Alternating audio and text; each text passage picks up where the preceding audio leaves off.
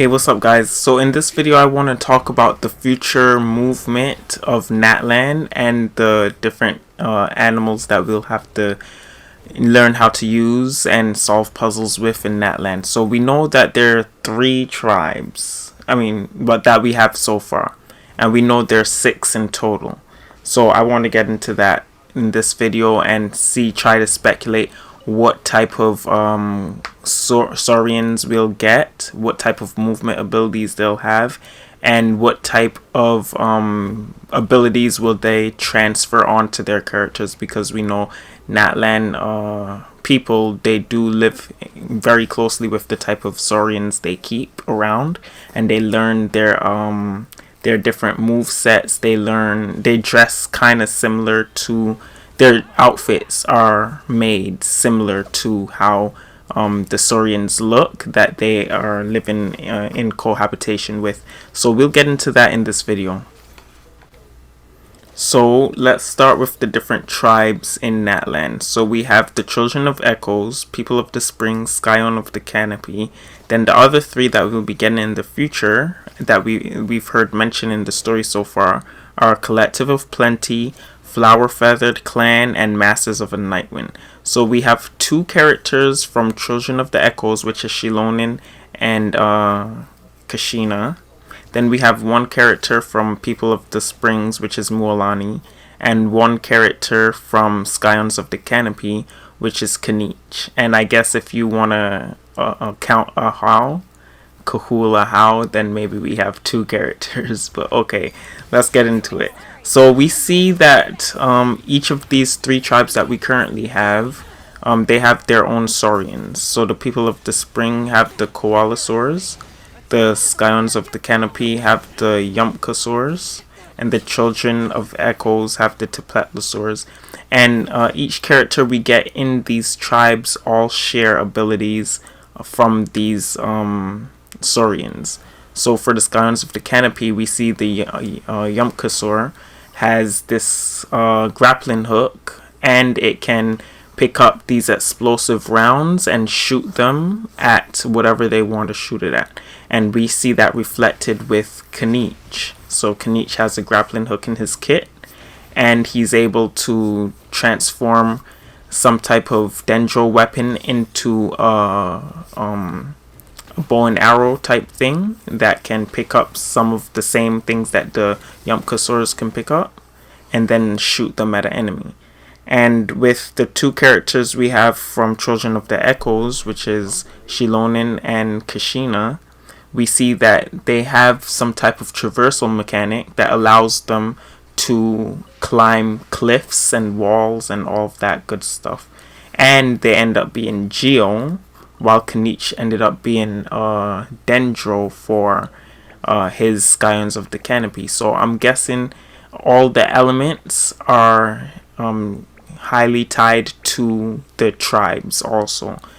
And then we get Mualani, who can ride her surfboard on phlogiston lava, and also on water, and also on the ground. So that's what she can do. And the Koalasaurs can also do that. They can ride on the phlogiston lava. They can ride on the spirit ways. I think that's what those called. So can Mualani, and they can ride in the water. And we see that all of the abilities, the sub-abilities of these Genshin characters, can be found by looking at the Saurians. So what I want to speculate is what future Saurians we'll have and what their abilities will be. So we know that 2 things. We know the elements are tied to the Saurians. So we already have Geo with the Tepetlosaurus. We have Hydro with the Koalasaur, and then we have Dendro already with the Yumpkasaur. So we have to have a Saurian that does Cryo, a Saurian that does Animal, a Saurian that does Pyro, and then is there another element I'm missing? And then a Saurian that does Electro also. So this could be a little tricky, because that then adds up to 7. and I know we only supposed to have 6, so maybe the Pyro one wouldn't be there, and that's relegated directly to the Pyro Archon, and only the Pyro Archon has their own traversal method, which makes it the 7th. And then that's where we'll get the traversal method for maybe the Traveler, because I'm sure the Traveler would have to be aligned with something. At first I thought the Traveler would probably be aligned with the Tapetlosaur, since we do have the little one as our Tapetlosaur with the scarf around its tail, so I thought that would be the Travelers, but maybe we'll get something aligned more akin to the Pyro Archon. Now, according to the Genshin Impact wiki, we do have some names for these future Saurians, and only one of them, the future ones, have an element attached to it according to this wiki. But so that first one is Ictomasaur, which is cryo. That's the element they attach to that one. These Saurians have the ability to fly by floating up and making themselves light as a feather, and live alongside the Mictlan people of Natlan's western cliffs. An individual Ictomasaur named okay, so that's a few extra stuff. So the ability to fly, we see that Chasca has this ability, and we know she's part of the Flower Feather clan. I think that's it. So if she's part of the Flower Feather clan and they have the ability to fly, that I thought that would be animal, but it looks like, since Chasca is animal and the Flower Feather clan has the flying Saurian, I thought that would have been the animal Saurian. So maybe it is possible to mix and match elements in each clan. So maybe these first few characters that were released pretty much gave us a false sense of what they were planning on doing with how the characters would be aligned to each clan and the elements. So that's the Ictomasaur. It's supposed to be cryo, but who knows? Maybe they messed up and it's supposed to be animal.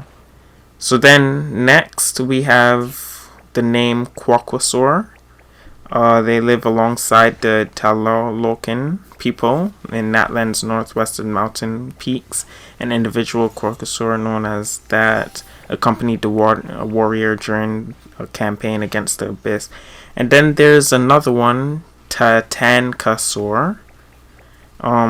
They live alongside the Collective of Plenty in Natlan's southwest. I don't know if we know a character from the Collective of Plenty.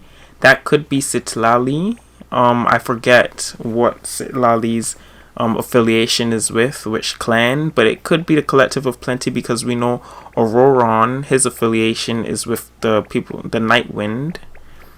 So and then, you know, I don't want to talk about leaks, but if you've seen the leaks, you've seen what Ororon's traversal ability is. So that was Masters of the Nightwind with Ororon. Flower Feather clan could be with Chasca, and then Collective of Plenty would be Citlali, I think. I don't know. What I've known so far, I haven't seen any leaks for Citlali, so I don't even know what her traversal ability is, her movement is. So that's what I want to talk about in this video, because Natlan might be really crazy with the amount of traversal mechanics we get.